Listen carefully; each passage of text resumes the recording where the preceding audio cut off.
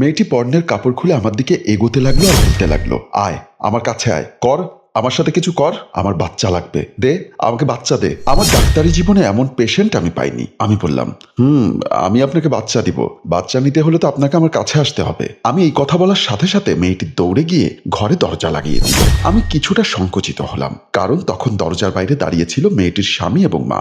ওনারা কি মনে করবে? দরজা লাগিয়ে মেয়েটির সাথে সাথে এসে আমার সামনে শুয়ে পড়ল। তারপর বলল, আয় আয় শুরু কর, আজ কিন্তু আমাকে বাচ্চা দিয়েই ছাড়বি, আমার বাচ্চা লাগবে, একটা ফুটফুটে তুলতুলে পুতুলের মতো বাচ্চা লাগবে, তুই সুন্দর, তোর বাচ্চাও সুন্দর হবে। আমি অপলক দৃষ্টিতে মেয়েটির কর্মকাণ্ড দেখছিলাম, আর মেয়েটির ভেতরে বাচ্চা নেওয়ার আকাঙ্ক্ষা কতটা তীব্র এবং গভীর তা ফিল করার চেষ্টা করছিলাম। মেয়েটি এবার বলল, জানিস ডাক্তার, আমার স্বামী প্রতিদিন আমার সাথে ঘুমোয়, কিন্তু আমাকে বাচ্চা দেয় না। ও আমার স্বামী না, ও আমার শত্রু।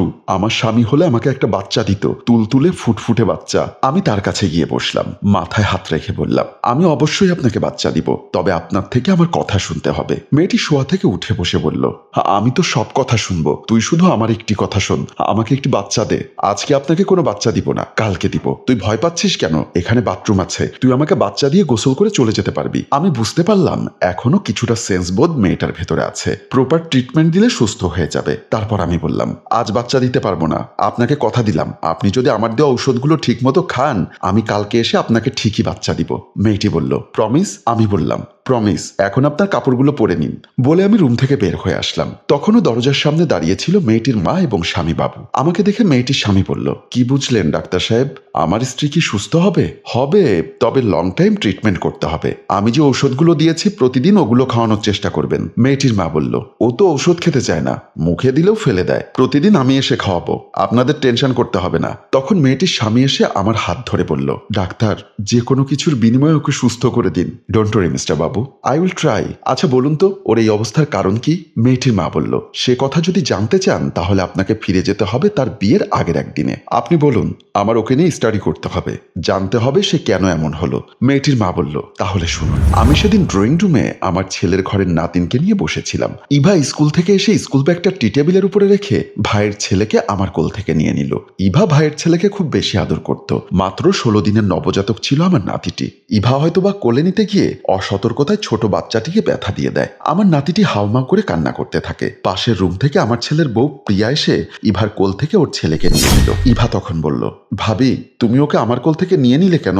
আমার ছেলের বউ বলল, দেখছো না বাচ্চাটা কিভাবে কান্না করছে, একটু কান্না করছে তাতে সমস্যা কি? তখন আমার ছেলের বউ বলেছিল, আগে তুমি নিজে একটা প্রসব করে দেখো, তখন বুঝবে ছোট বাচ্চা কান্না করলে মায়ের কেমন লাগে।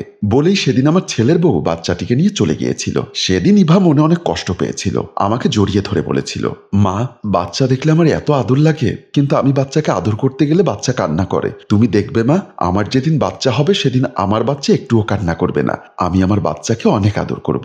যথারীতি আমার মেয়ের বিয়ে হয় বাবুর সাথে। বাসরাতে বউ সেজে বসেছিল ইভা। বাবু যখন বাহির থেকে এসে দরজায় খিল লাগিয়ে আস্তে আস্তে ইভার কাছে গেল, ইভা কিছুটা লজ্জা পাচ্ছিল। বাবু বলল, লজ্জা পাচ্ছ কেন? বারে, আমি কি আগে বিয়ে করেছি যে লজ্জা পাবো না? বাসর রাতে তুমি আমার কাছে কি চাও? বাচ্চা। তার কথা শুনে বাবু অবাক হয়ে গেল। সে আবার বলল, আমার একটা ফুটফুটে তুলতুলে বাচ্চা চাই। বলো, তুমি আমাকে একটা সুন্দর বাচ্চা দেবে? সেদিন একটা বাচ্চার জন্য তার এমন আকুতি দেখে বাবু অবাক হয়ে গিয়েছিল। বিয়ের 6 মাস যেতে না যেতেই আমার মেয়ে গর্ভধারণ করে। আমার মেয়ে খাটের উপর শুয়েছিল। বাবু বলেছিল, তুমি এভাবে নড়াচড়া না করে খাটের উপর সারাক্ষণ শুয়ে থাকলে পেটের বাচ্চার সমস্যা হবে না? ইভা বলেছিল, আমি হাঁটাহাঁটি করলে আমার বাচ্চার সমস্যা আরো বেশি হবে, আমি চাই না বাচ্চা এতটুকু কষ্ট পাক। তুমি জানো বাবু, আমার একটা সুন্দর তুলতুলে ফুটফুটে বাচ্চা হবে, যে বাচ্চা নিয়ে আমি সারাক্ষণ খেলা করব। আর কয়েকটা মাস পরেই তো তুমি তোমার সুন্দর তুলতুলে বাচ্চাটাকে পাবে। ইভা বলল, এখন কোথায় যাচ্ছ? আমি একটু মার্কেটে যাচ্ছি।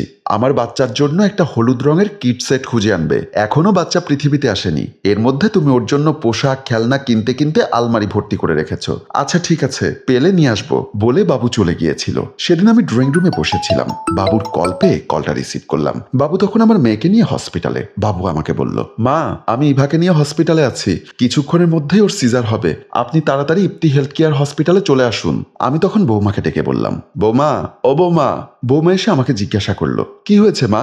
আমি বললাম, শোনো মা, ইভাকে নাকি ইপ্তি হেলথ কেয়ার হসপিটালে ভর্তি করেছে, কিছুক্ষণের মধ্যে সিজার হবে। আমি হসপিটালে গেলাম। বলে সেদিন আমি হসপিটালের উদ্দেশ্যে চলে আসলাম। হসপিটালে এসে দেখলাম আমার মেয়ে উন্মাদের মতো আমার দিকে তাকিয়ে আছে, কখনো হাসছে কখনো কাঁদছে। আমি বাবুকে বললাম, বাবু ইভা এমন করছে কেন? বাবু তখন কোলের বাচ্চাটা আমাকে দেখিয়ে বলল, মা কিছুক্ষণ আগে ইভা মৃত বাচ্চা প্রসব করেছে। যখনই শুনেছে ও মৃত বাচ্চা প্রসব করেছে তখন থেকে সে এমন করছে। এরপর থেকে আমার মেয়ে মানসিক ভারসাম্য হারিয়ে ফেলেছে। আমি তখন বললাম, ঠিক আছে, আমি যে সমস্ত ঔষধ দিয়েছি ওগুলো খাওয়ান, আর আমি রেগুলার চেক আপ করবো। আমি আশা করি দ্রুত আপনার মেয়ে সুস্থ হয়ে যাবে। বলেই সেদিন আমি সেখান থেকে বিদায় নিলাম। পরদিন আমি হসপিটালে আমার চেম্বারে বসেছিলাম। বসে বসে কিছু পেশেন্টের প্রেসক্রিপশন দেখছিলাম। এমন সময় বাবু সাহেব ফোন করলেন। আমি রিসিভ করে বললাম, হ্যালো ডাক্তার সাহেব, আপনি একটু তাড়াতাড়ি বাসায় আসুন। Anything wrong? ইভা কেমন জানি করছে। ওকে, আমি এক্ষুনি আসছি। বলেই মোবাইলের লাইনটা কেটে আমি ওনাদের বাসার উদ্দেশ্যে রওনা হলাম। আমি ওনাদের বাসায় গিয়ে দেখি ইভা খাটের উপর বসে বালিশ ছুঁড়ে মারছে। আমাকে দেখে বলল, তুই বেঈমান, তুই প্রতারক, তুই এদিকে আসবি না। কেন?